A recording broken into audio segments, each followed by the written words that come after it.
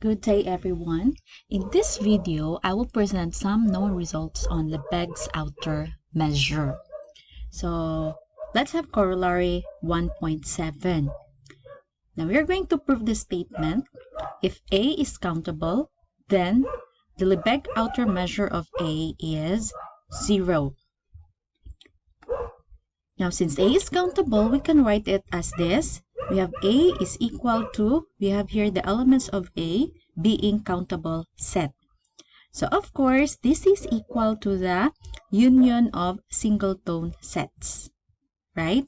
This countable set here is the same as writing the union of singleton set A sub I.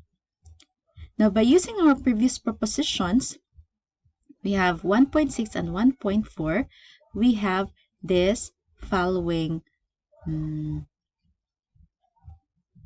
equalities and inequality. So we have here the Lebesgue outer measure of A is equal to the Lebesgue outer measure of course, A is equal to the union of singleton sets. And this is less than or equal to the summation of the Lebesgue outer measure of the singleton set. So as you noticed here, we used proposition 1.6 or 1.4. We're using here proposition 1.6 in this case. Here, our previous proposition. And then it is equal to the summation of 0, because in our proposition 1.4, we have there that the Lebesgue outer measure of a singleton set is 0. That's why we have 0 here. So of course, the summation of 0 is 0. Then next, we have here the result that the Lebesgue outer measure of A is less than or equal to 0. But we know that in the definition of the Lebesgue outer measure, it is greater than or equal to 0. Therefore, we can say that the Lebesgue outer measure of A is 0. Now let's have here an example. The Lebesgue outer measure of, this is the set of rational numbers. Its Lebesgue outer measure is 0. Why? Because we know that the set of rational numbers is countable. Since it is countable by using corollary 1.7 here, since Q is countable, then the Lebesgue outer measure of Q is 0. So next, let's have here Theorem 1.9. We have the Lebesgue outer measure of I, where I is an interval, is just the same as the length of I. So in that case, if you are to get the Lebesgue outer measure of an interval, then the concept is the same as getting the length of that interval. So for example, if we have this one, if we have I equals, say 5, 10, so of course the Lebesgue outer measure of this set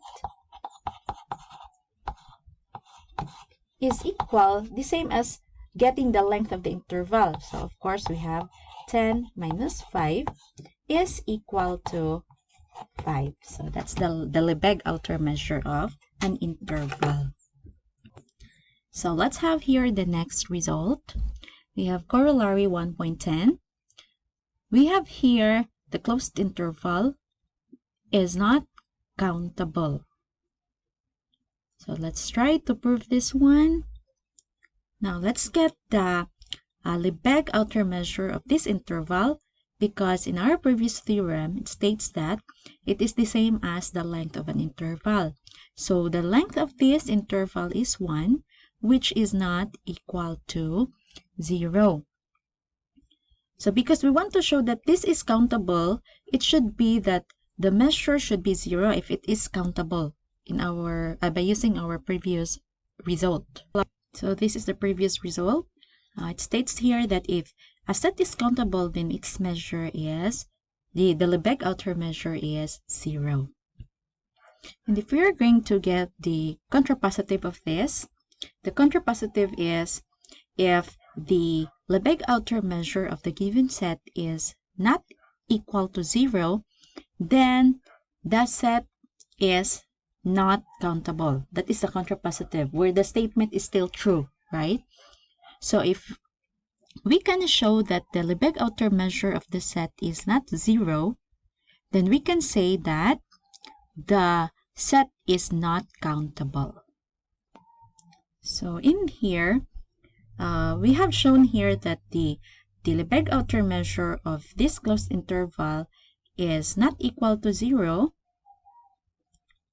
Therefore, we can say that this closed interval is not countable.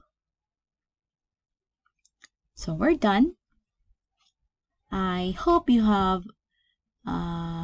learned a lot.